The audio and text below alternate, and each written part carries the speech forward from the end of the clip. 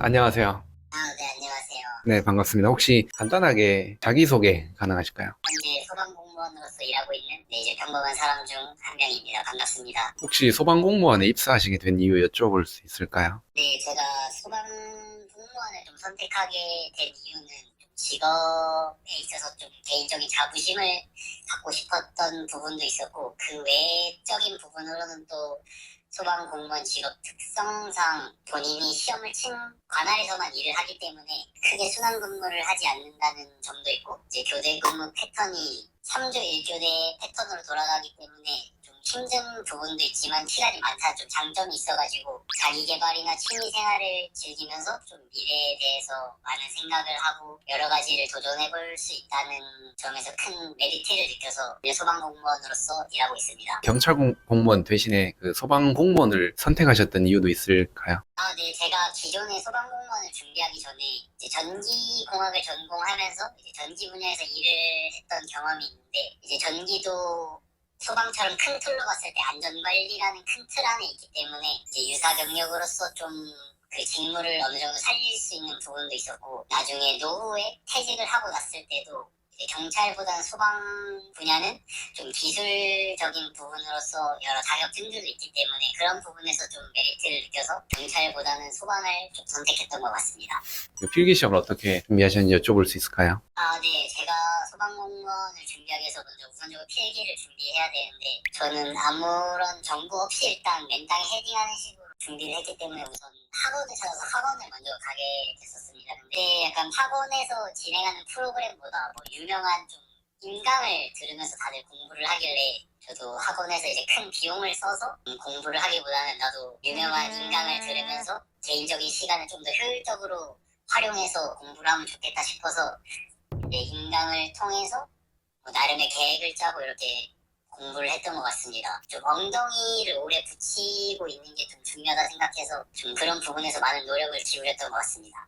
체력시험 같은 경우는 어떻게 준비하셨을까요? 네, 저 같은 경우는 학원도 요즘 뭐 경찰 공무원이나 소방 공무원처럼 체력 시험을 필요로 하는 이 직군을 위해서 체력 학원도 많이 있는 걸로 알기 때문에 저도 체력 학원을 다녀서 체력을 준비했었습니다. 보통 이제 체력을 볼 때는 뭐 민몸 일으키기나 악력 혹은 배근력 같이 기계를 사용하는 시험도 있는데, 학원을 가게 되면 그런 센서나 그런 기계를 보다 효율적으로 쓸 수 있는 방법들을 많이 알려주기 때문에 그런 방법들을 터득하기 위해서 학원을 다니는 게 좀 좋다고 생각하고. 감사합니다. 그럼 실제 소방공무원에 합격하셨을 때 그 당시 기분 어떠셨는지 여쭤볼 수 있을까요? 네, 제가 소방공무원에 합격했을 때는 그 당시 막상 기쁘다기보다는 좀 안도감이 굉장히 컸었던 것 같습니다. 왜냐면 제가 기존에 회사를 다니다가 퇴사를 하고 기 없이 나와서 공부를 이제 시작했기 때문에 이제 합격 결과를 봤을 때는 되었다는 그 안도감이 굉장히 컸고, 그 뒤에 좀 분이 좀 따라왔던 것 같습니다. 감사합니다. 그럼 실제로 보통 그 준비 기간이 어느 정도 걸리는지 대략 여쭤볼 수 있을까요? 총 이제 주변 이제 동기들 이야기를 들어보면은 평균적으로는 빠르면 1년, 평균적으로 2년 정도 준비를 하는 것 같습니다. 실제로 그 동기분들이 나이대나 성비도 여쭤볼 수 있을까요? 네, 동기들 나이대 같은 경우는 일반 기업이랑 비슷하게 한 27, 28 이렇게 20대 중후반이 제일 많았던 것 같습니다. 그리고 성비의 경우에는 좀 직업 특성상 채용 인원 자체가 남자가 좀 더 많기 때문에, 그래서 제 생각으로는 한 8대2 정도 비율로 남자 인원이 더 많았던 것 같습니다. 근무하기 전에 그런 훈련을 하는 그 과정을 거치잖아요. 그 훈련에서는 대략 어떻게 진행되는지 여쭤볼 수 있을까요? 훈련을 보통 이제 임용되기 전에 소방학교라는 곳에 가가지고 6개월 정도 이제 교육을 받게 되는데, 작은 군대라고 생각하면 편하실 것 같은데, 처음에는 이제 기본 제식 같은 걸 배우기도 하고, 그 후에는 이제 뭐 방화복 같은 이제 장비를 입는 방법이나 이제 소방차에 있는 이제 어떻게 하면 물을 쏠 수 있는지, 어떻게 하면 압력을 올릴 수 있는지, 또 뭐 그런 여러 가지 방법들을 많이 배우는 것 같습니다.